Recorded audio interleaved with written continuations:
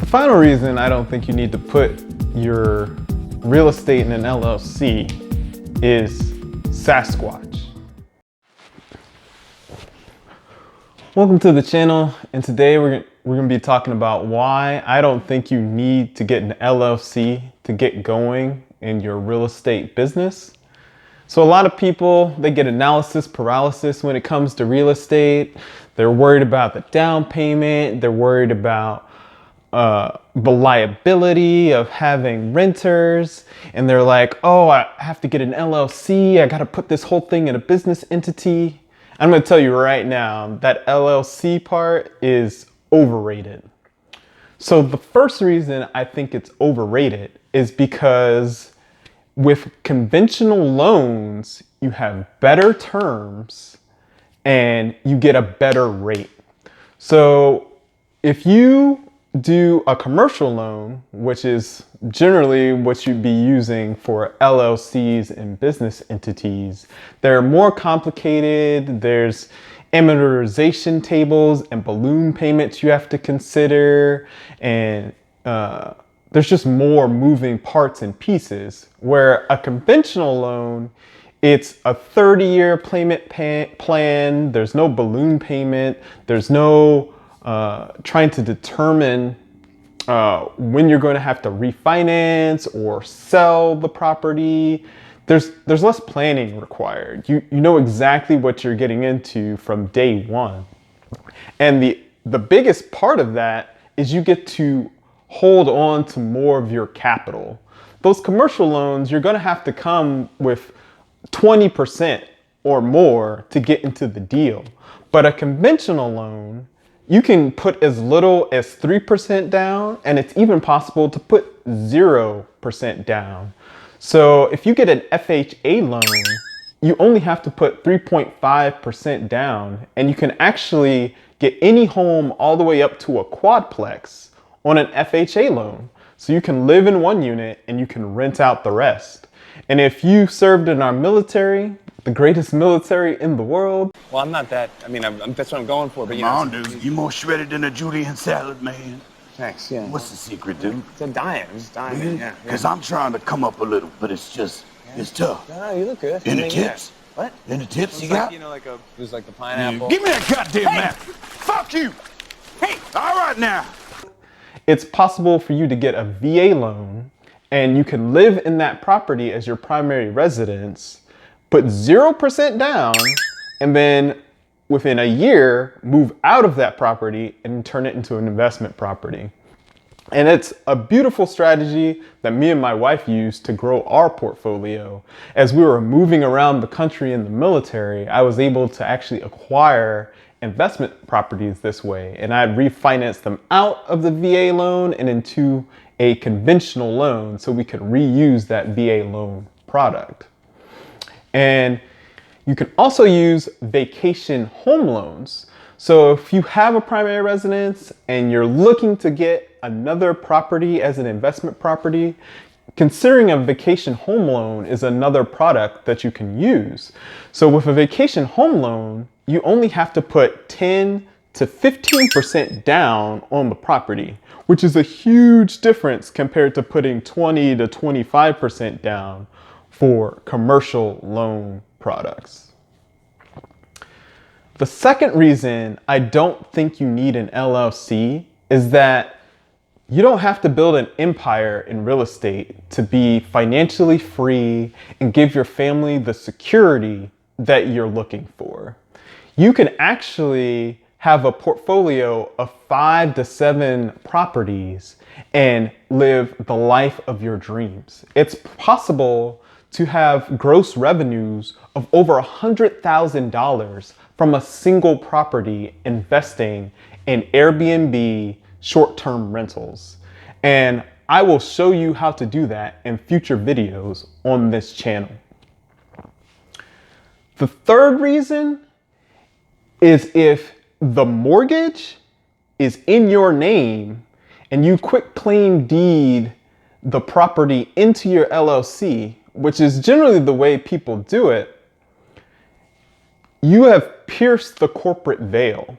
there is not an adequate separation between the LLC and you as an individual. So if someone were to come after you, then it wouldn't take very much for the lawyer to prove the case that this property actually belongs to you, and the LLC wouldn't provide you the protections that you were hoping for. The fourth reason is that if you have an insurance policy on the home, usually there's up to $1 million of liability coverage built into that insurance policy. So the protections that you were hoping to get from the LLC, you already have in your home insurance.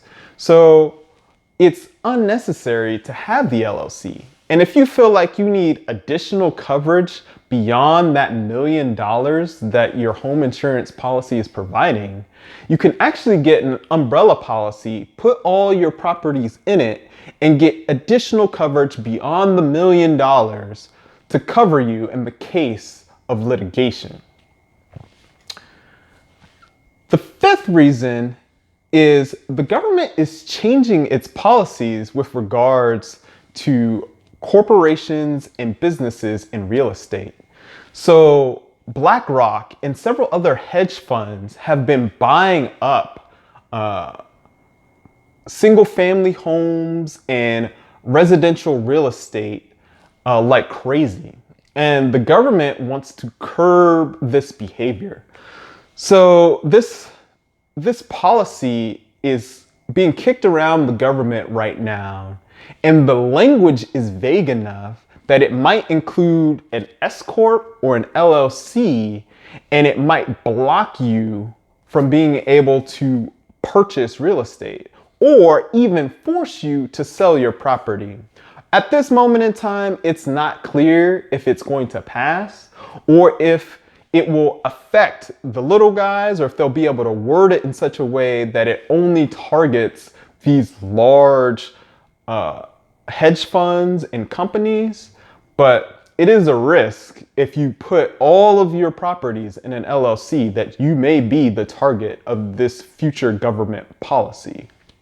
The final reason I don't think you need to put your real estate in an LLC is Sasquatch.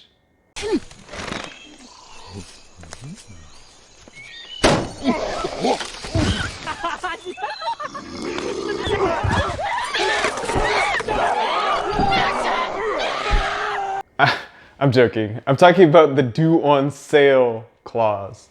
So the due on sale clause is a clause that pretty much every mortgage, it has this clause in it that if the property possession is transferred or sold, that the mortgage provider can require the entire loan balance immediately.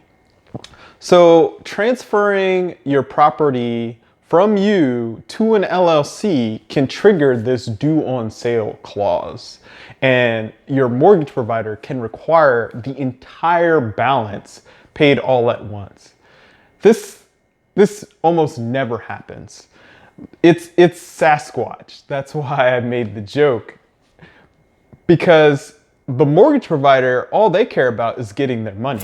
So as long as you're making your payments on time, they could care less who actually has possession of the property.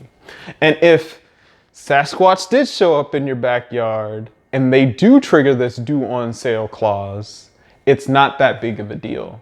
You can sell the property, you can negotiate with that mortgage provider, or you can just refinance out into a different mortgage provider and the whole problem will just go away. So it's really not the analysis paralysis thing that a lot of people make it out to be. So that's it. Those are the reasons I think an LLC is overrated Obviously, I'm not a CPA, I'm not a lender, I'm not a financial advisor, I'm not an attorney.